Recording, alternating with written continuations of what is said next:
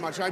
It's fantastic, of course, to be here in Manchester at the best attended conference for years, and I gather there was quite a lively mood last night in the hotel bars. And I want you to know, I understand that some of you may have been mildly peppered with abuse on the way in. Were you? Well, they're good. I'm delighted. I'm delighted that you weren't. But even if you were, I don't think any of us are abashed by that kind of thing or downcast, because we're conservatives and we get on with serving the people of this country. And speaking of service, I should begin by paying tribute to my predecessor, Theresa May.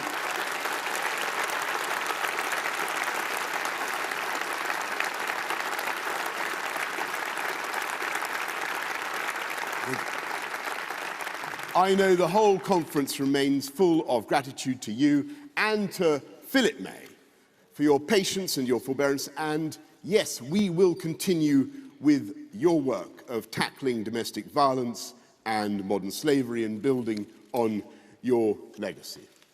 I've been Prime Minister for only 70 days, but I've seen so many things that give me cause for hope. Hospitals that are finally getting the investment to match the devotion of the staff. Schools where standards of reading are rising through the use of synthetic phonics. Police colleges where idealistic young men and women are enrolling in large numbers now to fight crime across the country. Shipyards in Scotland that are building superb modern Type 26 frigates for sale around the world. And every one of those high-wage, high-skilled jobs in shipbuilding, in government, is a testament to the benefits of belonging to the United Kingdom.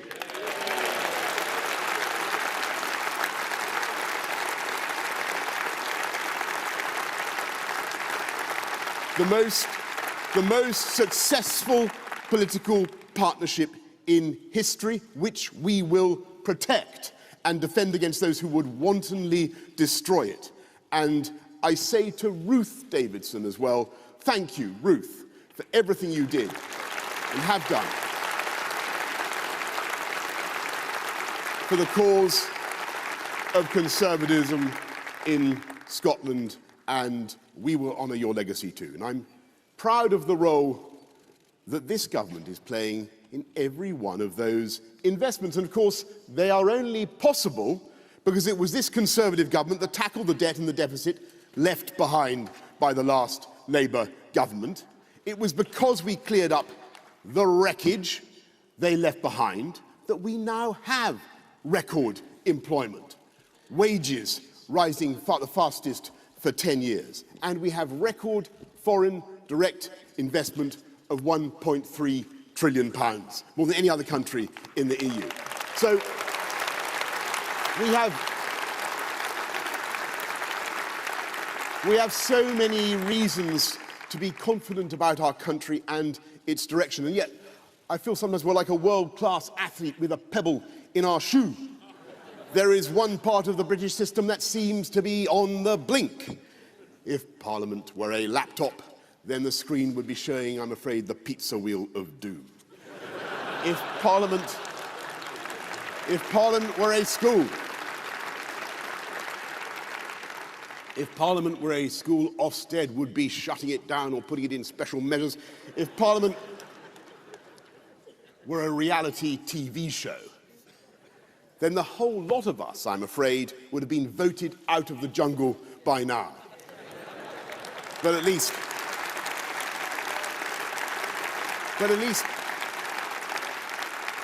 we'd have had the consolation of watching the Speaker being forced to eat a kangaroo testicle.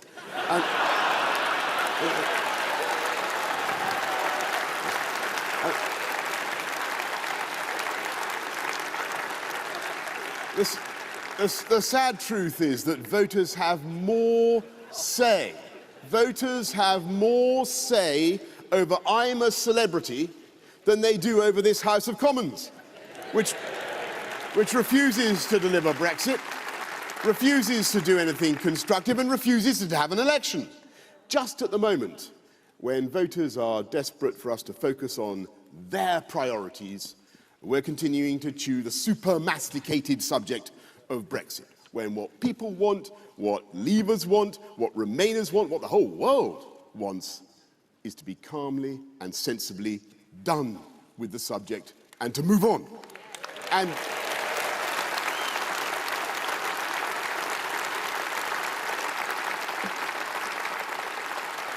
And that is why we are coming out of the EU on October the 31st, come what may. Conference.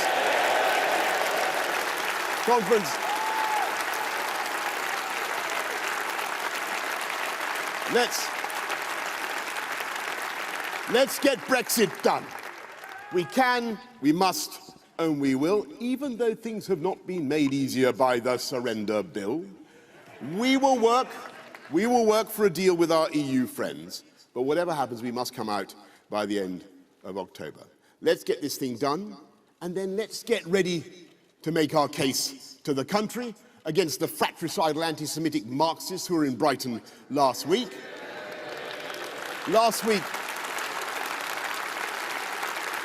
Jeremy Corbyn had a number of damaging and retrograde ideas in his speech. He wants a 4-day week, which would slash the wages of people on low incomes. He wants to ban private schools and expropriate their property, even though it would cost the taxpayer £7 billion to educate the kids. He wants to stamp out excellence in schools by banning Ofsted, the inspectors who ensure that schools are safe for our children. But he had one good idea. He had a whole paragraph repeating what he has said every week for the last 3 years.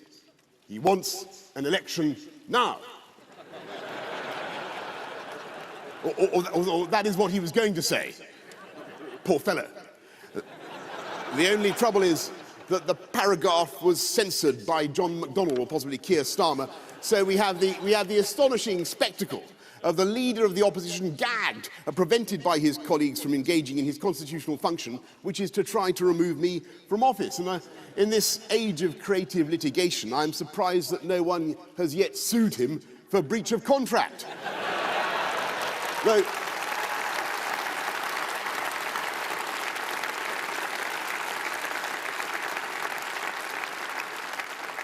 it now appears that the SNP may try to bundle him toward the throne, like some Konstantin Chernenko figure.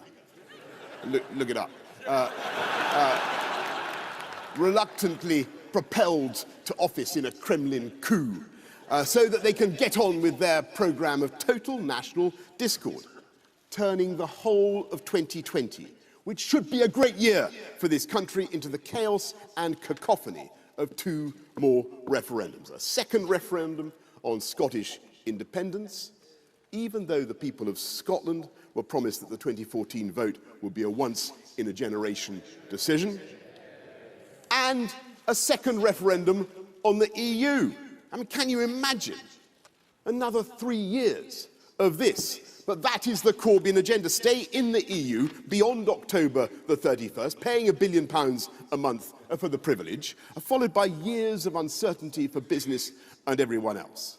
As for the Lib Dems, their idea of serving the national interest was to write to Jean-Claude Juncker, urging him not to give this country a better deal. Well, when the leader of the Liberal Democrats has called for a second referendum while pledging to campaign against the result. It's time to respect the Trade Subscriptions Act, my friends, and take the word Democrat out of Liberal Democrats. I'm afraid, after 3 years,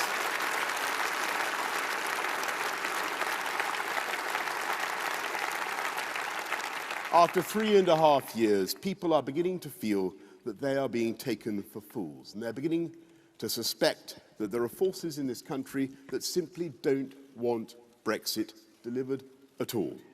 And if they turn out to be right in that suspicion, then I believe there will be grave consequences for trust in our democracy. Let's get Brexit done on October the 31st. Let's get it done because of the opportunities that it will bring, not just to take back control of our money and our borders and our laws, to regulate differently and better, to take our place as a proud and independent global campaigner for free trade. Let's get it done because delay is so pointless and expensive and debilitating. Let's get it done because we need to build our positive new partnership with the EU.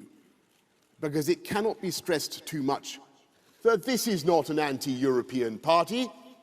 This is not an anti-European country. We are European.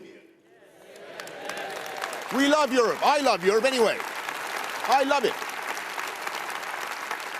But after 45 years of really dramatic constitutional change in our relationships, we must have a new relationship with the EU, a positive and confident partnership, and we can do it. And today in Brussels, we are tabling what I believe are constructive and reasonable proposals, which provide a compromise for both sides.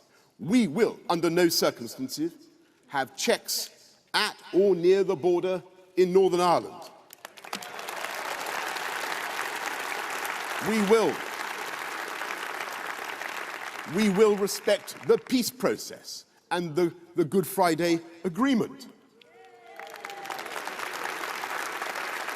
And by a process of renewable democratic consent by the Executive and the Assembly of Northern Ireland, we will go further and protect the existing regulatory arrangements for farmers and businesses on both sides of the border.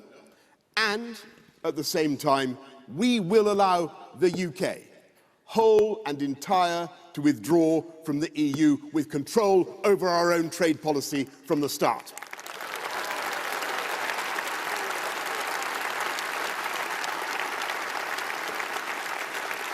And we will protect our precious union between Great Britain and Northern Ireland. And yes, this is a compromise by the UK, and I hope very much that our friends understand that and compromise in their turn.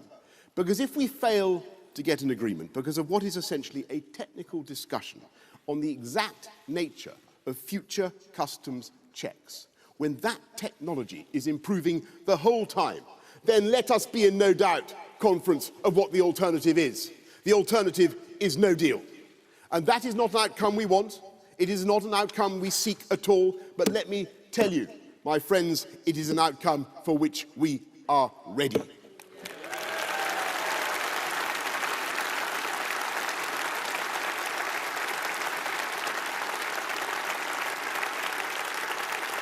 Are we ready for it? Yes, we are.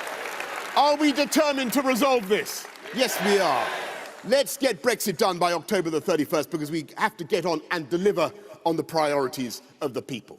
To answer the cry of those 17.4 million who voted for Brexit, because it is only by delivering Brexit that we can address that feeling in so many parts of the country that they've been left behind, ignored, that their towns were not only suffering from a lack of love and investment, but their views had become somehow unfashionable or unmentionable. And let's get Brexit done for those millions who may have voted Remain, but who are first and foremost Democrats. And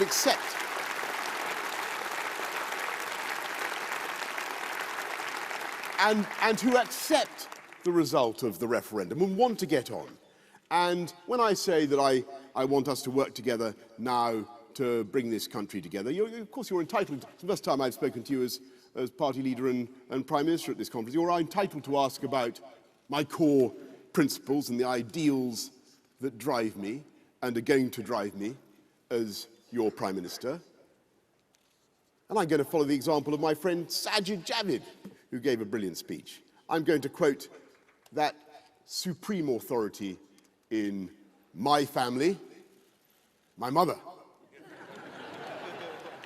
And I know that there are some keen students of alleged divisions in my family on matters of the EU. But I want you to know, conference, that I have kept my ace up my sleeve. My mother voted leave. And my mother...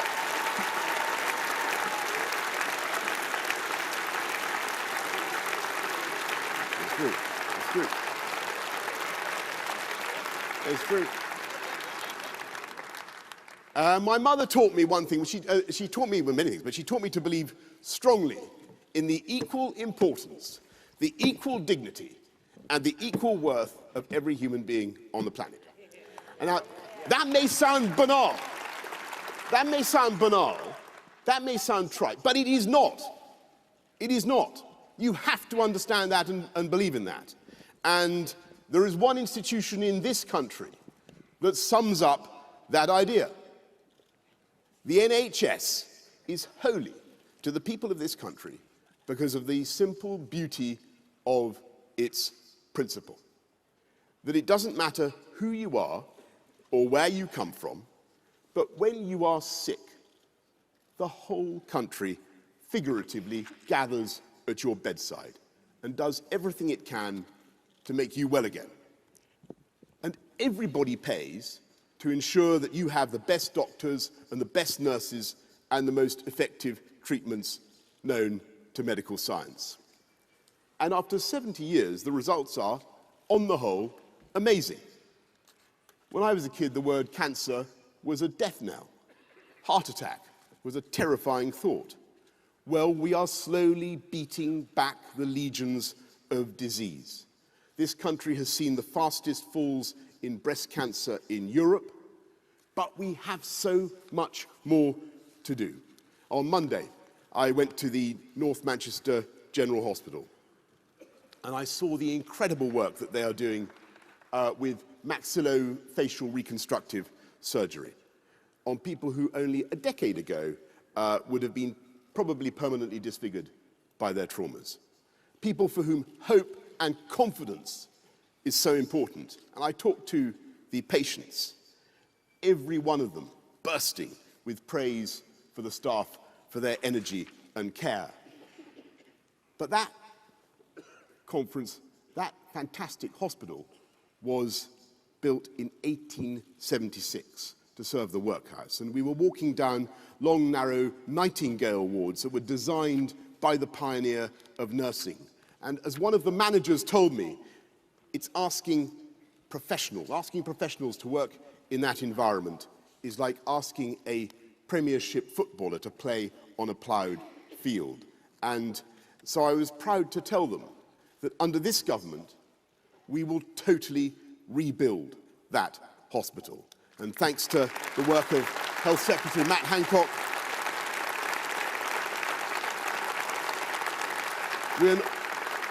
we're not only recruiting more doctors and nurses and training them, but in the next 10 years, we will build 40 new hospitals in the biggest investment in hospital infrastructure for a generation.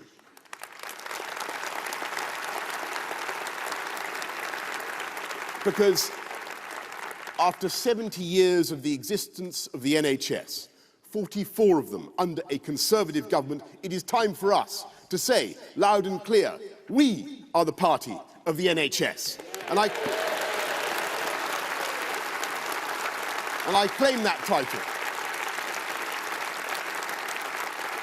I claim that title because it is our one nation conservatism that has delivered and will deliver the economic growth that makes those investments possible. And it is we Conservatives too who will solve the problems of social care and end the injustice that means so many people have to sell their home to pay for their old age. And if you ask me, how are we going to do it? How are we going to pay for it all? How are we going to grow the UK economy? I will tell you, it is by raising the productivity of the whole of the UK, not with socialism, not with the deranged and ruinous plans borrowed from the playbook of Bolivarian revolutionary Venezuela, but by creating the economic platform for dynamic, free market capitalism.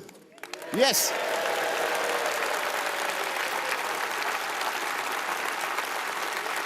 You heard that right.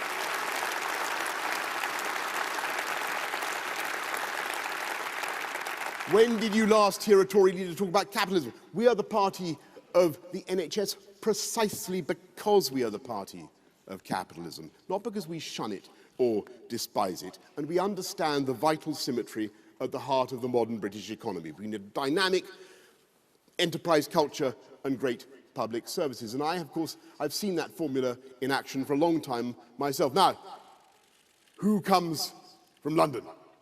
Hands up. It's all right, who lives there? Don't worry, no disgrace. I used to be mayor there. It's one of the fantastic place, greatest city on earth. And it's one of the many astonishing things about our nation's capital. It is the most productive region in the whole of Europe.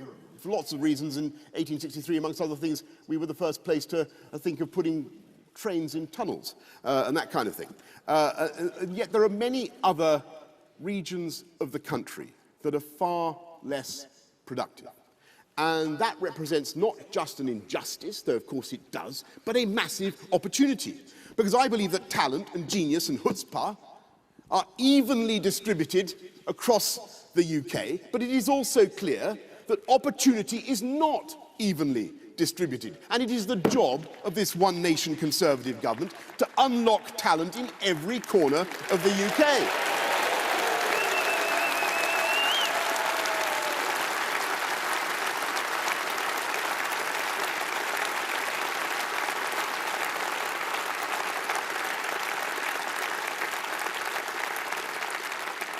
Because that is the right thing to do in itself, and because that is the right way to release the economic potential of the whole country. And the first thing you've got to do, basic hygiene, if you're going to spread opportunity, is to insist on the equal safety of everybody's street wherever they live. And that's why we're recruiting 20,000 police officers. Thank you, Pretty, and indeed thank you, Saj. And that is why we are committed to rolling up the evil county lines drugs gangs.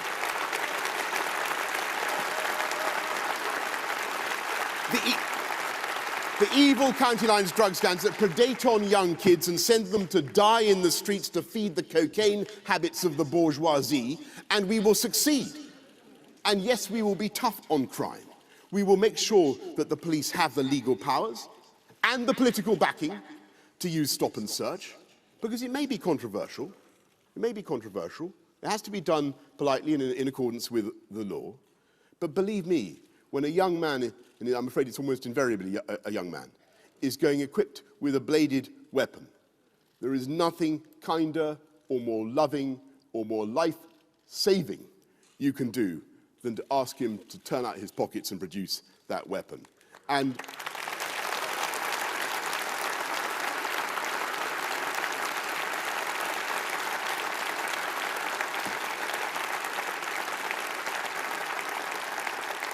yes, when people are found guilty of serious sexual or violent offences, we will make sure that they serve the sentence they should, if only for the protection of the public. But we will also, as one nation Conservatives, do everything we can to stop people becoming criminals, with rehabilitation, with education in prisons, so that they are not just academies for crime, but also by investing in youth clubs and better FE funding, further education funding, to give young people the best possible antidote to the criminal instinct. That is the prospect of a good job. And indeed, the best way to level up and expand opportunity is to give every kid in the country a superb education. So that's why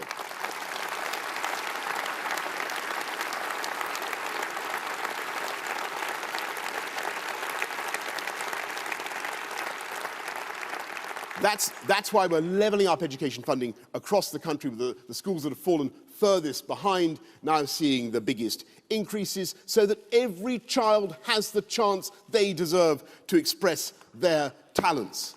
And it's so that they can get the jobs that we are creating. It's so that they can get the fantastic jobs that we are creating, that we're improving connectivity, investing in transport, a fantastic project of Northern Powerhouse Rail that is now getting the go-ahead from Manchester to Leeds, just the first leg, and of course a huge new programme of rail, not of rail improvements, but of course of road improvements as well. And I'm thinking of the M60, the A66, what are the other ones, Sad? You recited them all yesterday. The A358, the A303. They're huge. The Lincoln roundabout. There's a huge range of things that we will be investing in now. And furthermore, I admit, and it's been exposed in the past, I'm a bit of a bus nut. And I confess that I like to make, and to paint slightly inexact, very inexact, models of buses with happy passengers inside. I'm actually more interested in the passengers than the buses, but never mind. It's not just that I'm a bus nut that we want to expand, just because I'm a bus nut, that we want to expand bus transport. We want to make our buses cleaner, greener, zero carbon, zero emission across the country with contactless payment by card or by phone, so that people want to use those services. We get the cars off the roads, we reduce congestion, we reduce pollution, and a good bus service can make all the difference to your job, to your life, to your ability to get to the doctor, to the livability of your town or your village, and indeed to your ability to stay there and start a family, have a business there. And it's for exactly that reason, to increase connectivity and livability, that we are now accelerating the program for gigabit broadband so fast. And well, it's going to be...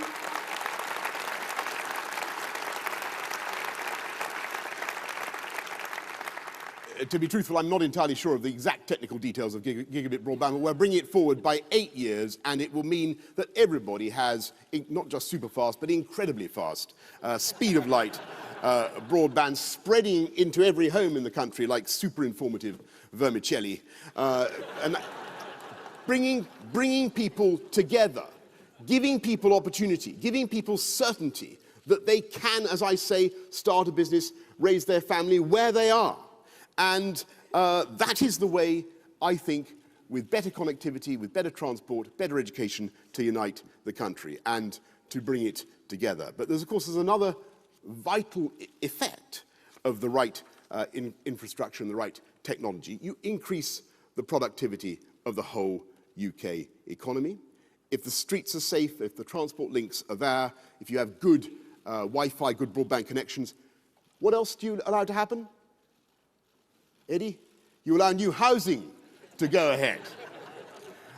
Huge numbers of new houses on brownfield sites that were never considered viable before. And that's the way forward. And you allow young people to get a foot on the housing ladder. And you allow young people to live near the good jobs. And above all, with safe streets and affordable housing and fantastic Wi-Fi, we give, as I say, business the confidence to invest and to grow. And that is the virtuous circle, the balance and the symmetry at the heart of our One Nation project. And there are so many ways in which this country is pulling ahead. London has overtaken New York as the #1 city for investment in fintech firms. And that's before we've even delivered Crossrail, which, by the way, was on time and on budget when the last mayor left office. And isn't it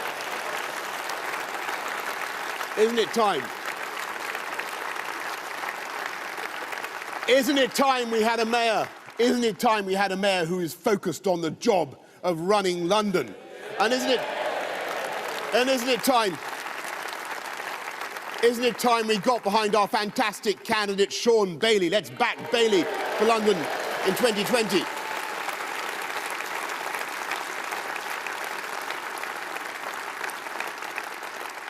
And here in Manchester, things are stormy ahead. We're seeing an extraordinary growth in genomics, a flood of inward investment from banking and insurance to IT. And that's before we've delivered Northern Powerhouse Rail, linking up the whole of the northern region in the way that we're going to do. In the West Midlands, we are already seeing a 21st century industrial revolution in battery and low carbon technology, just as the West Midlands led the world in the previous industrial revolution, the 19th century.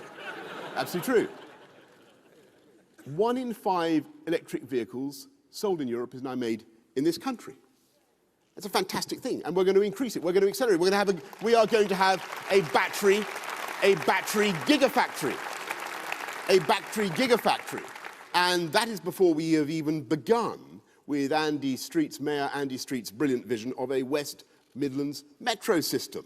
That's the future. It's linking up the urban centres of the West Midlands in the way that needs to be done. That's what we Conservatives are going to do. It's always Conservatives who lead the way on great infrastructure projects. And with infrastructure, education, technology, we are going to drive up the productivity of this country and bring it together. Now look, I don't for one moment doubt the patriotism of everybody on all sides of the Brexit argument, but I'm fed up myself of being told that our country can't do something when I passionately believe that it can. And thanks to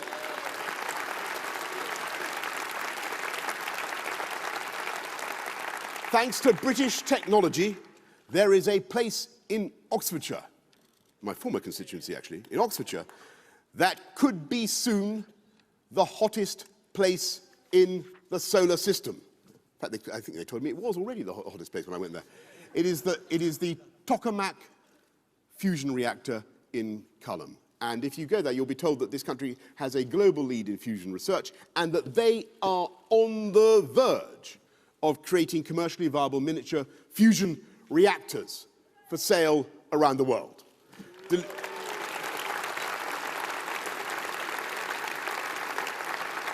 Delivering virtually unlimited zero carbon power. Now, I know that they have been on the verge for some time. It's a pretty spacious kind of verge. But I think they tell me now they're really on the verge of the verge.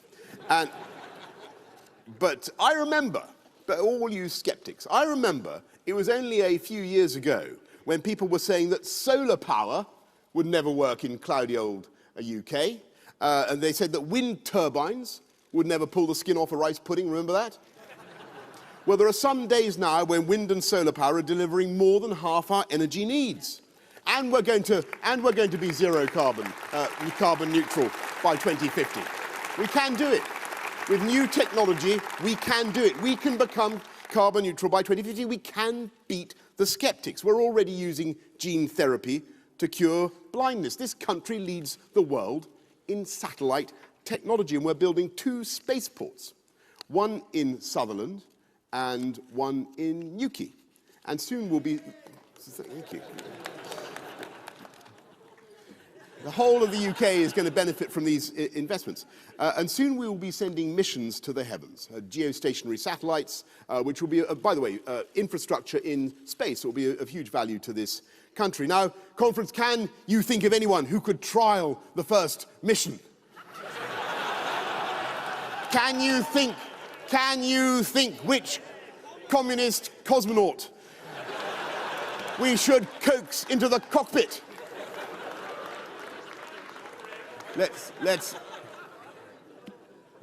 Well, there you go. The invitation is there. Let's get Brexit done on October the 31st, not just because we have such an immense agenda to take this country forward, but because, of course, Brexit is an opportunity in itself. We will take back control of our fisheries and the extraordinary marine wealth of Scotland, and it's one of the many bizarre features of the SNP, that in spite of being called names like salmon and sturgeon, they are committed to handing back control.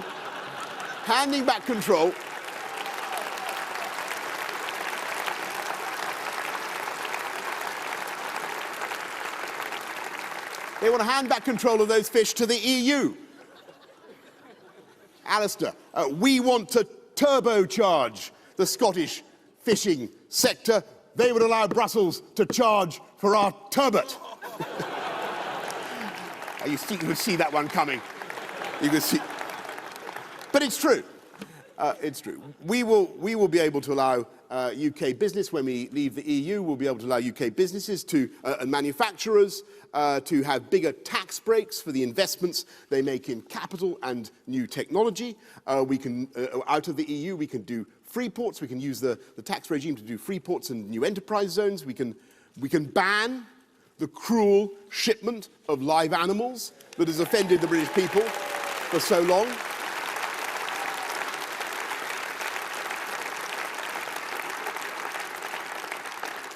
And yes, we will have those free trade deals. We already have some astonishing exports, as I never tire of telling you. Just in the last few months, I've seen an Isle of Wight shipbuilder that exports vast aluminium leisure catamarans to Mexico. We export Jason Donovan CDs to North Korea, would you believe it? And we exported Nigel Farage briefly to America, though he seems to have come back. Across the world, there are countries, and anybody who's involved in the foreign side, anybody who travels abroad will testify to this. Across the world, there are countries that are yearning to engage with us, where we have old friendships and burgeoning new partnerships. And particularly in the Commonwealth, was that pretty? Heckling me from the front, interjecting from the front from a sedentary position. You're quite right, the Commonwealth. 2.4 billion people, the fastest growing economies in the world. Amazing opportunities.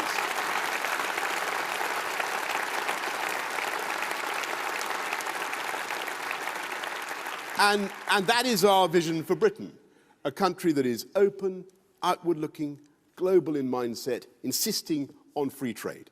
A high-wage, low-tax, high-skill, high-productivity economy with incomes rising fastest for those who are lowest paid. A country where we level up and unify the entire United Kingdom through better education, better infrastructure and technology. A country where, provided you obey the law and do no harm to others, you can live your life and love whomsoever you choose.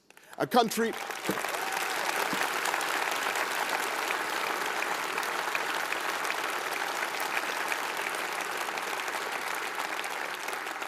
that leads the way with clean, green technology and reducing the greenhouse gases that cause climate change. A country that is happy and confident about its future. That is the vision for the country we love. And when the opposition finally screw their courage to the sticking point and agree to have an election, when the chlorinated chickens finally waddle from the hen coop where they are hiding, that is the vision for the country that we will put to the British people. And the choice is clear. We put up wages with the biggest expansion of the living wage for a generation. Corbyn would put up taxes for everyone. We back our superb armed forces around the world.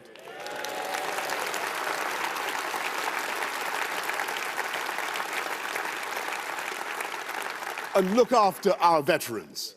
Corbyn has said he wants the armed forces disbanded. We want an Australian-style points-based system for immigration. Corbyn has said he doesn't even believe in immigration controls. If Jeremy Corbyn were allowed into Downing Street, he would whack up your taxes, he would foul up the economy, he would rip up the alliance between Britain and the United States, and he would break up the United Kingdom. We cannot allow it to happen.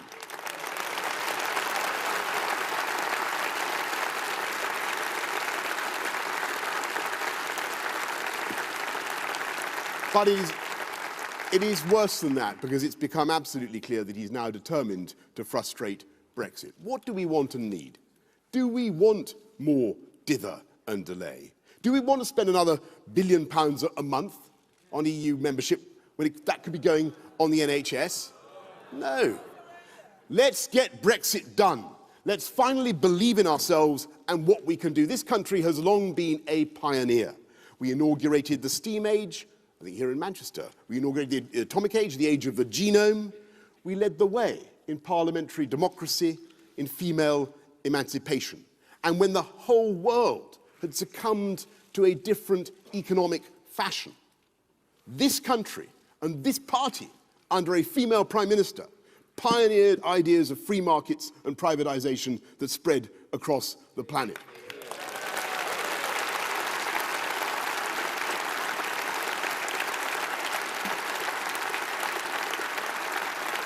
Every one of those ideas was controversial. Every one of them was difficult. But we always had the courage as a country to be original, to do things differently.